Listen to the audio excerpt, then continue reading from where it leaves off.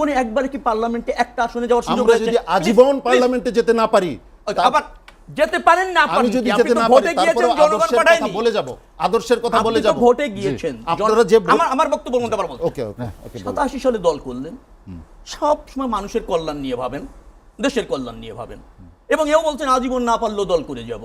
আজীবন না পারলেও দল করে যাবো এরকম দল অনেক আছে, আপনি একা না। ওকে। কিন্তু মানুষের কাছে যতবার ভোটে গিয়েছেন কেউ একবারের জন্য আপনাদের পার্লামেন্টে পাঠায়নি। জনপ্রিয়তা এত, একবারের জন্য একজন সদস্যকে, এবং আপনার দলের প্রধানকেও পাঠায়নি। যতবার নির্বাচন হয়েছে 87 থেকে 87 থেকে একবারও পারেননি। আচ্ছা, তাহলে জনগণ মূল্যায়নটা করলোটা কি? বলা হচ্ছে সংবিধান নেই, সংসদ ভেঙে গেলে সংসদ সরি আমি কি লিখে রেখেছিলাম, যাই হোক, সংসদ ভেঙে গেলে 3 মাসের মধ্যে যে নির্বাচনের বিধান উনি বলছেন যে কোন সংবিধানে নির্বাচনটা হচ্ছে ফেব্রুয়ারি নির্বাচন। উনি ওটা জানেন না, মানে সংবিধানে এরকম লেখা নেই যে 5 বছর আগে নির্বাচন করা যাবে না। সংবিধান হচ্ছে সংসদ যদি ভেঙে যায় 3 মাসের মধ্যে নির্বাচন করতে হবে। 3 মাসের মধ্যে যদি ভেঙে করা না যায়, উত্তম কি যত দ্রুত করা যায়, আরো 3 মাসে পারলেন না, কিন্তু সংসদ তো খালি রাখা যাবে না, নির্বাচন করতে হবে। এবং এই নির্বাচন করার জন্য আমাদের কিছু অন্তরায় আছে বিধায় আমরা অন্তর্বর্তীকালীন সরকার করেছি। অন্তর্বর্তীকালীন সরকারের একটা অন্যতম লক্ষ্য হচ্ছে একটা নির্বাচন করা, এবং সেই নির্বাচন করার আগে কিছু প্রাক প্রস্তুতি আছে, সংস্কার আছে, বিচার আছে, সেগুলো আমরা একমত হয়ে করছি। কোন বলেন যে কোন সংবিধানে নির্বাচন করছেন? আমাদের এই সবার ঐক্যমতের সরকার অন্তর্বর্তীকালীন সরকার ইদানিং বলছেন এটা কোন সংবিধান অনুসারে সরকার। একথা যারা বলে এবং ভাবে তারা কি রাজনৈতিক দল? নিশ্চয়ই রাজনৈতিক দল না। এটা আমার বিচারে মনে হয় না যে এটা রাজনৈতিক দল। ধরেন ভাই বলছিল, ভালো বলেছে, সে বলতে চেয়েছে যে যদি ইহো না হয়, ধরেন গণপরিষদও না হয়, এই সংসদের কিছু অন্য নামে কিছু সংসদ সদস্যকে নির্বাচিত হয়ে আসলো, তারা সংবিধান সংশোধন করলো। আচ্ছা, মানলাম সংবিধান সংশোধন করলো। আচ্ছা, ওই অল্প কিছু নির্দিষ্ট হয়ে না এসে পুরো সংসদটাই যদি সংবিধান সংশোধন করে, আরো মহৎ, আরো বড়, আরো ভালো।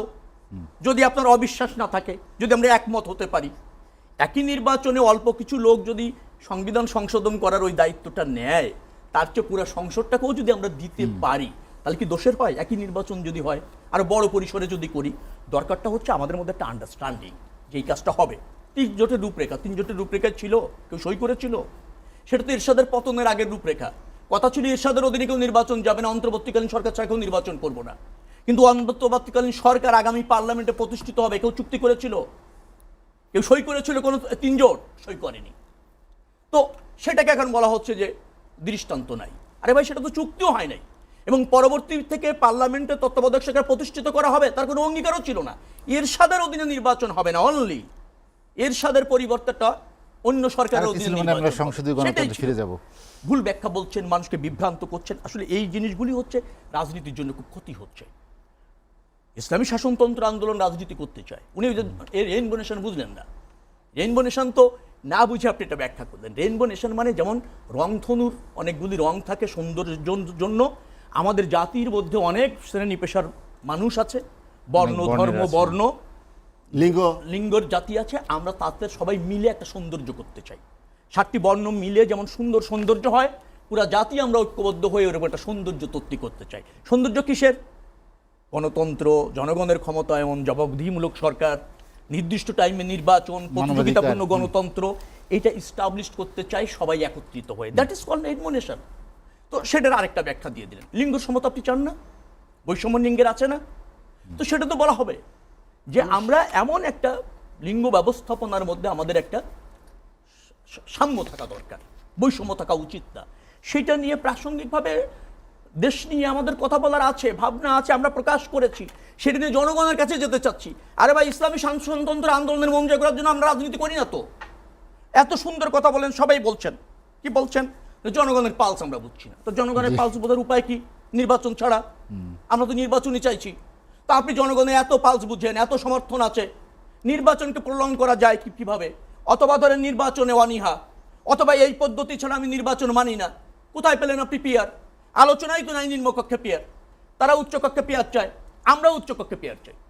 আমরা বলছি প্রাপ্ত আসনের অনুপাতে, তারা বলছে ভোটের অনুপাতে। This is the difference. সেটাও এক জায়গায় আসা যাবে।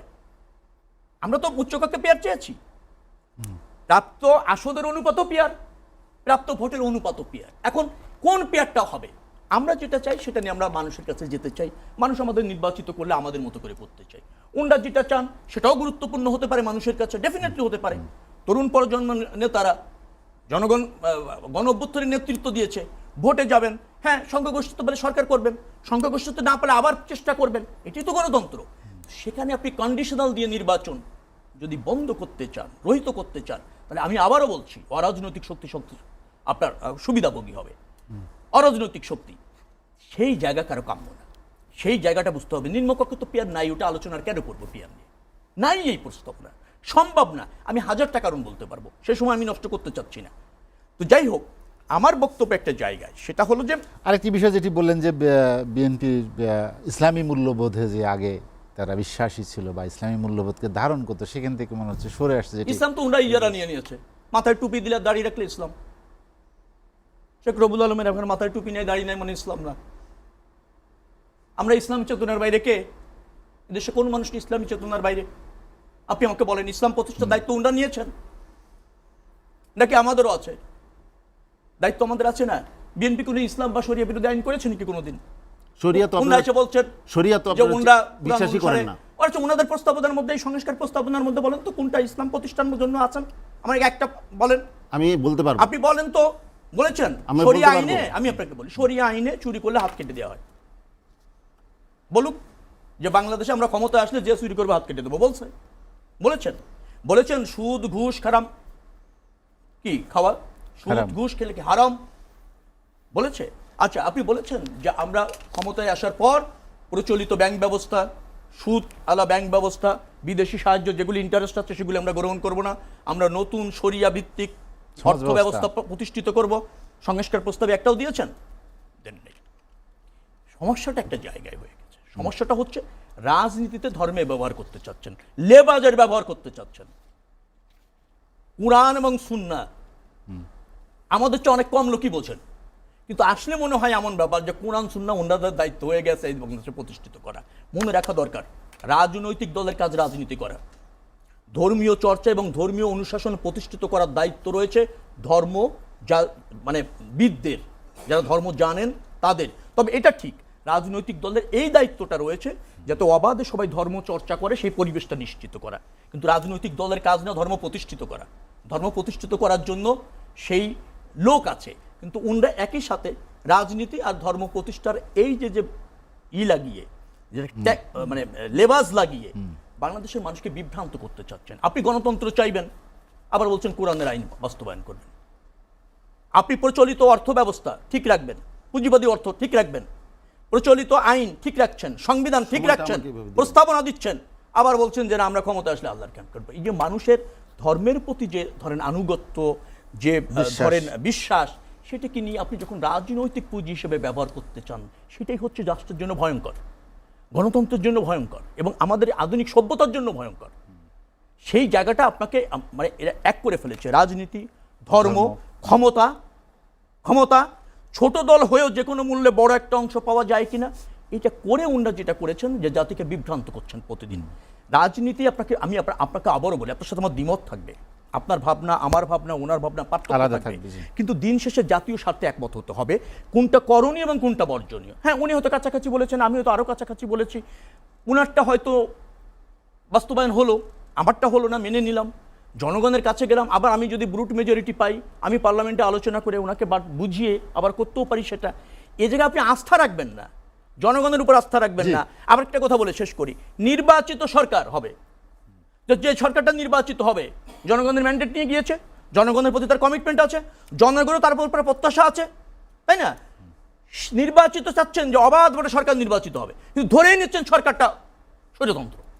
অতএব তার ক্ষমতা কিভাবে খর্ব করা যায়, কিভাবে সে স্বৈরশাসন হয়ে যায়, ফ্যাসিবাদী হয়ে যায় কিনা, এই ক্ষমতা দেওয়া যাবে না, এই ক্ষমতা মানি না, এভাবে চাই না, তো সে সরকারটা ফাংশন করবে কি করে ভাই? আপনি যদি এখন একটা নতুন সংবিধানও করেন, তো যে কোনো একটা ব্রুট মেজরিটি তো সংবিধান সংশোধনের বাইরে না, সে প্রক্রিয়া থাকবে।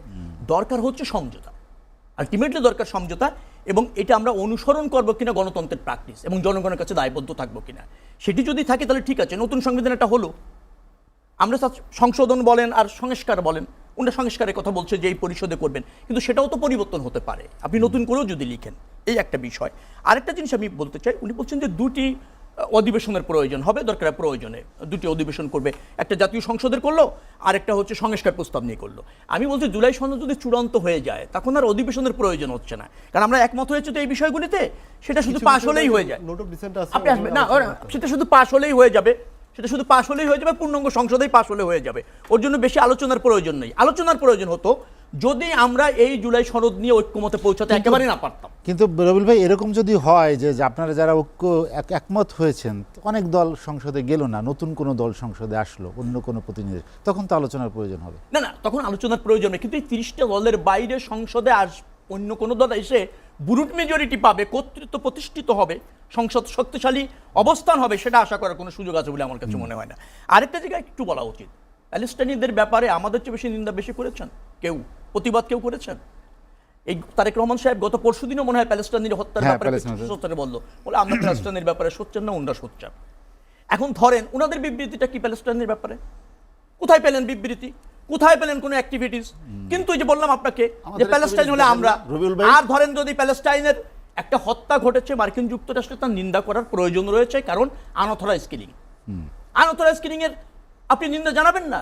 এরকম একটা চাঞ্চল্যকর হত্যা, আপনি রাষ্ট্র পরিচালনা করবেন, আন্তর্জাতিক রাজনীতিতে সক্রিয় থাকবেন, আন্তর্জাতিক সম্পর্কতে সক্রিয় থাকবেন, আপনি নিন্দা জানাবেন না? ওই প্রসঙ্গটা আপনার আন্তর্জাতিক অবস্থান কই?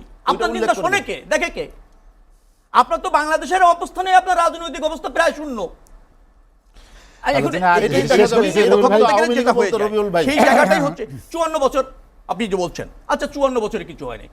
আপনি আমাকে বলেন তো ভাই, ইসলামী শাসনতন্ত্র আন্দোলনের এই বাংলাদেশের জন্মের পর থেকে এই পর্যন্ত অবদানটা কি দেশের জন্য? আমাকে একটু বলেন, একটা বাক্য বলেন। আমি বলতে পারবো।